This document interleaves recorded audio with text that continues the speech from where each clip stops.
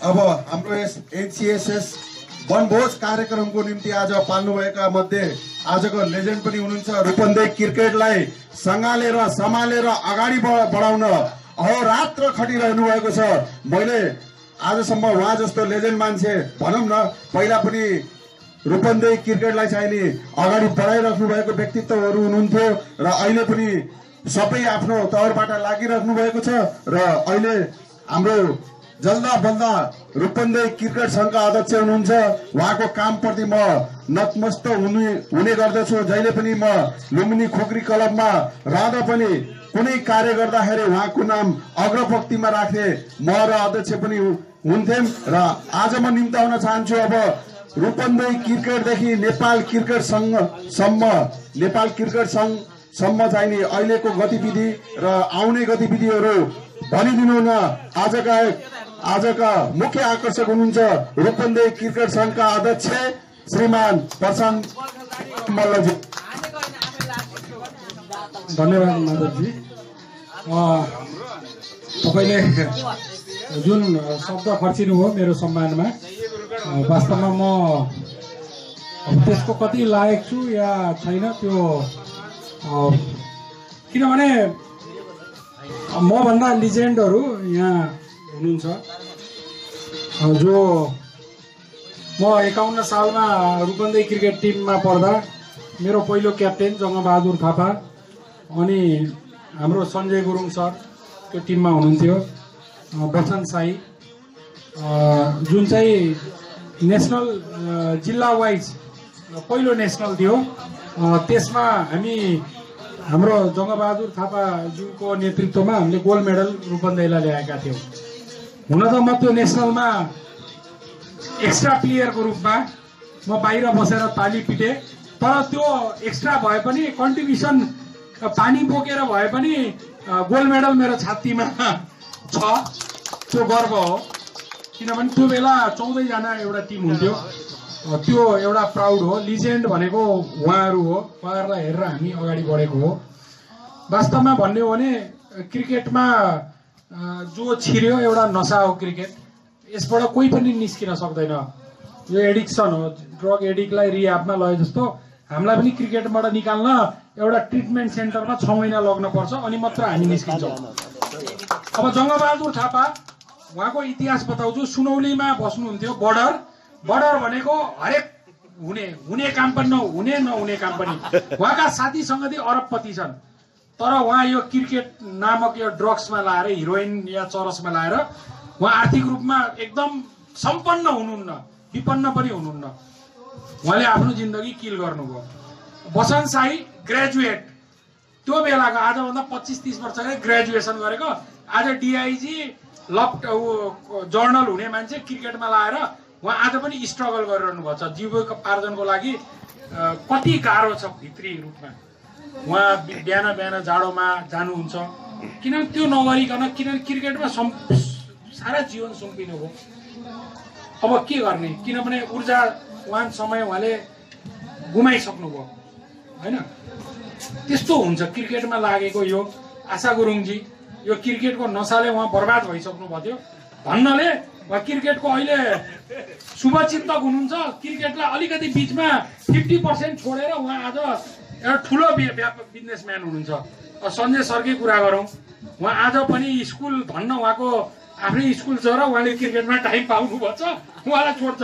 अरू स्कुल भएको भए सञ्जय सर यहाँ टिचिङ गरेर छोराबुढी बच्चा पाल्न पर्थ्यो या क्रिकेट हेर्न पर्थ्यो। अब मेरो कुरा गर्नुहुन्छ भने क्रिकेटमा यसरी जुन लाछु तपाईँहरूको अगाडि फुर्ती दिन्न मैले लाग्नै सक्दैन। त्यो बाउले अलिकति पैसा नबचाएको भए किनभने म पनि दुबई अरब कतै जान्थेँ होला या केही गर्न पर्थ्यो होइन। यो पीडा हो हेर्नुहोस्। अब हिजो मेरो छोराले अस्ति भन्यो मलाई पनि तिमी भन्छ तिमी चाहिँ क्रिकेटको बोस रङ्गशालाको मलाई चाहिँ क्रिकेट खेलाडी नबनाउने भने कृष्ण कार्की उसको कोच स्कुलको एउटा ब्याट किनिदिए उसको त्यो अर्को साथीले घरमा खेल्दा हिजो टाउकोमा हानेर यत्रो टुक्रो उठ्यो। मेरो बाउले यो पीडा हाम्रो हो होइन। अब यो भनेको नसा हेर्नुहोस्। अब यो भित्र लाएपछि निस्किन सकिन्न। अब किनभने यत्रो समय हामीले दिइसक्यौँ। हेर्नु सर यहाँ बस्नु भएको छ साराको होइन मान्छेले भन्छन् ए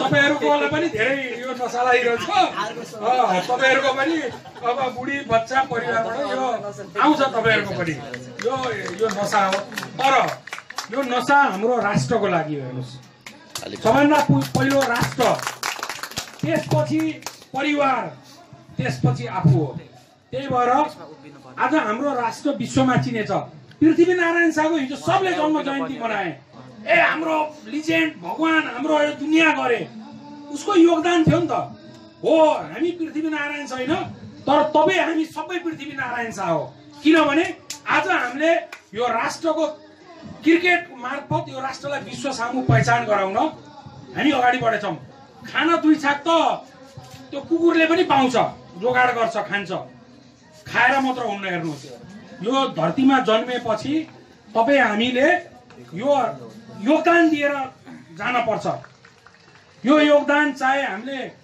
आर्थिक रूपमा राष्ट्रलाई सम्पन्न गराएर या राष्ट्रलाई एकीकरण गराएर जे गराएर होस् सबभन्दा ठुलो हामीलाई सबभन्दा बढी हाम्रो राष्ट्र प्यारो हुन्छ राष्ट्रघात भनेको 5 वटा मान्छे मारे भन्दा ठुलो अपराध हो हेर्नुहोस् तपाईले 5 वटा मान्छे मार्नुस् अपराध हुन्न ए त्यो मार्यो जेल पर्यो तर राष्ट्रघात भनेको सबभन्दा ठुलो अपराध हो मातृभूमिप्रति जुन बेइमानी गरिन्छ हामी तपाईहरु यो रातो टी सर्ट लगाएको मान्छेहरुले आफ्नो ठाउँबाट र हामीले जुन गरिरहेका छौं आफ्नो परिवारलाई नाखुश गराएर हुन्छ कि आफ्नो क्यारियर बिगारेर हामीले राष्ट्रलाई हामीले पहिचान दिलाइरहेका छौं हाम्रो नेपाललाई साराले हेप्थे साराले हेप्छन् के हो नेपाल तर नेपाल के हो आज हामीले देखाएका छौं हाम्रो एउटा युवा सन्दीप लामिछाने आज लालायत छन् संसारले किन्नलाई उनलाई किन छन् भने आज उनले आफ्नो कौशल प्रदर्शन गरेका छन्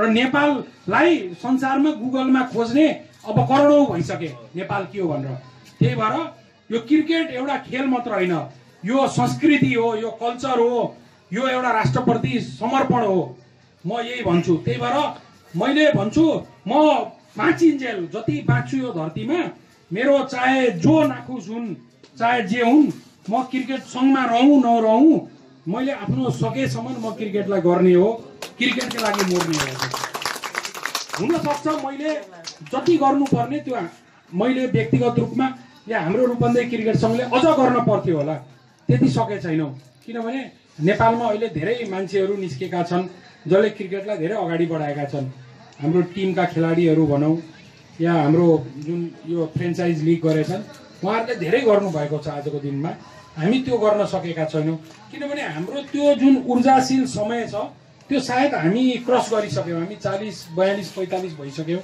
हामीमा त्यो जोश जागर हुन्न जुन त्यो हुन्छ किनभने हरेक चीजको रिटायरमेन्टको एउटा एज हुन्छ हामीले आफ्नो बेलामा गर्यौं हाम्रो उहाँहरू लिजेन्डहरू हुनुहुन्छ उहाँले कति गर्नुभयो होला क्रिकेट हैन क्रिकेटमा लाग्नुभयो त्यो बेला क्रिकेट खेलेर केही पनि पाइन्थेन आजका खेलाडीहरू क्रिकेट खेल्छन् हैन इन्डियाबाट कति भाइहरू आए आज नेपालको ठुलठुलो प्लेयर भए उनीहरूले थाहा थियो क्रिकेटमा लागेर अब केही राम्रो हुन्छ तर हाम्रो पुस्ता यस्तो हो जसले क्रिकेटमा लागेर गुमाउने बाहेक पाउने केही थिएन तर पनि हामी लाग्यौं अब त्यसलाई आजको दिनमा पागलपन भनौं या हामीले राम्रो गरेथ्यौं भनौं त्यही हो र मान्छेको आत्मसन्तुष्टि हेर्नुस् मान्छे मर्दा आत्मसन्तुष्टि म मर्दा या उहाँ लिजेन्ड मर्दा एउटा आत्मसन्तुष्टि हुन्छ मैले केही न केही त यो देशको लागि गरे यो जिल्लाबाट गरे या टोलबाट गरे केही न केही त उहाँहरूले गर्नुभएको छ उहाँ त्यो अन्तिम अवस्थामा नि उहाँहरू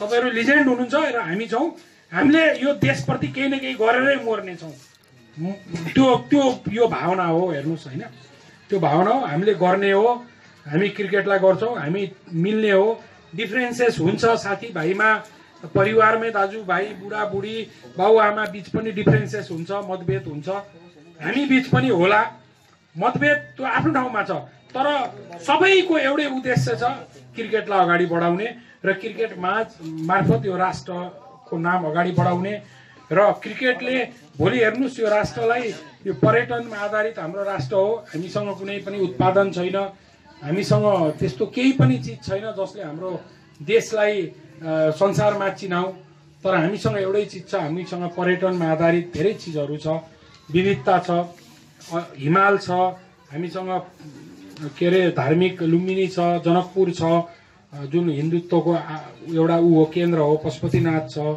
हामीसँग जङ्गल सफारी वाइल्ड लाइफको लागि संसारको प्रख्यात उहरू छ भने त्यसलाई हामीले अगाडि बढाउनको लागि क्रिकेट एउटा माध्यम हुन सक्छ भन्ने मेरो एउटा व्यक्तिगत हो र त्यो अगाडि बढ्छ र साथीहरूले एउटा जिज्ञासा हुन सक्छ अब नेपालको क्रिकेट कता जाँदैछ हैन। एउटा लामो यो सङ्घर्ष भयो, क्रिकेट सङ्घ माथि प्रहारहरू भए, प्रतिबन्ध भए, त्यसमा विभिन्न व्यक्तिको विभिन्न धारणा हुन सक्छ। कोहीले भन्ला क्रिकेट सङ्घले राम्रो काम गरेन, कोहीले भन्ला हामीले राम्रो काम गऱ्यौँ। तर समग्रमा भन्दाखेरि के भन्नुपर्छ भने यो क्रिकेट सङ्घ भनेको एउटा व्यक्ति होइन, संस्था हो। त्यो एउटा बगेको नदीको पानी हो। यहाँनिर नदीको पानीमा एउटा फोहोर फालिदियो भने त्यो 2 सेकेन्ड त्यो फोहोर त्यहाँ हुन्छ, तर त्यो बगेर कहाँ जान्छ भन्न खोजेको। क्रिकेट सङ्घमा पनि विभिन्न राम्रा व्यक्ति आयो होला, नराम्रा व्यक्ति आयो होला, तर हाम्रा खेलाडी साथीहरूले के बुझ्नुपर्छ भने क्रिकेट सङ्घ नभइदिएको भए आज क्रिकेट नेपालको यहाँ हुन्थेन। एउटा संस्थागत रूपमा क्रिकेट सङ्घले नै हो क्रिकेटलाई यहाँ पुऱ्याएको। र साथीभाइहरूलाई म के भन्न चाहन्छु भने अब चाँडो 2-3 महिनाभित्रमै नेपाल क्रिकेट सङ्घ इस्ट्याब्लिस्ड हुँदैछ। त्यसपछि हाम्रो यो समस्या समाधान हुन्छ होइन। र जिल्लाहरूको केही जिल्लाहरूको रिचुनाउको कुरा आइरहेको छ, सायद हामी नपराउँला, हाम्रो रूपन्देही जिल्ला त्यसमा नपराउँला भन्ने हाम्रो आशा छ। र त्यसपछि जिल्लाको केही समयपछि चुनाव हुन्छ, 1-2 महिनाभित्र प्रान्तको हुन्छ, केन्द्रको हुन्छ र क्रिकेट सङ्घ इस्ट्याब्लिस हुन्छ। र मेरो एउटा एजम्सन के छ भने हामी 5 वर्षभित्रमा हामी टेस्ट प्लेइङ नेसन हुन्छौँ, वान डे हामी छौँ, 2020 छौँ। त्यसपछि हाम्रो क्रिकेटको रफ्तार अगाडि बढ्छ। क्रिकेटमा लागेका भाइहरूले या बहिनीहरूले आफ्नो जीविकोपार्जन गर्ने एउटा क्रिकेट खेल एउटा माध्यम बन्न सक्छ। हाम्रो राष्ट्रको अभिमान स्वाभिमान गरिमा अगाडि बढ्छ। त्यसकारण यसमा हामी अगाडि बढ्नुपर्छ। र समग्रमा तपाईँहरूको अलिकति बढी समय लिए यो पिकनिक प्रोग्राम हो र तपाईँहरूले जुन यो आत्मीयता साथ हामी क्रिकेट सङ्घका व्यक्तित्वहरूलाई यहाँ आफू अन्तर्गत बोलाउनु भयो, आफ्नो एउटा परिवार बनाउनु भयो, त्यसमा तपाईँहरूको धेरै तपाईँहरूलाई धन्यवाद दिन चाहन्छु। र अर्को कुरा के छ भने रूपन्देही क्रिकेट सङ्घले जति राम्रो काम गरोस्, हामीले राम्रो काम गऱ्यौँ भनेर प्रचार गर्न सकिन्न। हेर्नुहोस्, त्यो भनेको फेरि एउटा घमण्ड र मपाई हुन्छ। तपाईँहरू एउटा व्यक्तिहरू यस्तो हुनुहुन्छ, तपाईँहरूले गरिदिइरहनु भएको छ, तपाईँहरूले त्यही गर्ने हो। रूपन्देही क्रिकेटलाई सहयोग र रूपन्देही क्रिकेटले गरेको राम्रो कामको नेपालभरि गरिदिनुहोस्। त्यसले हामीलाई ऊर्जा, प्रेरणा, हौसला प्रदान हुन्छ र हामीलाई काम गर्ने अरू एउटा जिम्मेवारी बोध हाम्रो काँधमा आउँछ। त्यो तपाईँहरूले गरिरहनु होला, खबरदारी गर्नु। र हामीले केही नराम्रो काम गरेछ भने त्यो पनि लेख्नु होला। हेर्नुहोस्, त्यो वाही गर्ने मात्र होइन, केही छ भने व्यक्तिगत हामीलाई भन्नुहोस्, यो केही भयो, केहीमा गडबड भयो भने त्यसलाई हामी सहर्ष स्वीकार गर्छौँ। त्यो हाम्रो क्रिकेट सङ्घको भावना हो, हामी सबैको भावना हो। यति भन्दै यो पिकनिक प्रोग्राम जुन छ, मिठो खुवाउनु भयो, एकदमै मिठो। त्यो राजलाई खाइरहेछु अनि अरू सबै मिठो छ। धन्यवाद एन्ड धन्यवाद।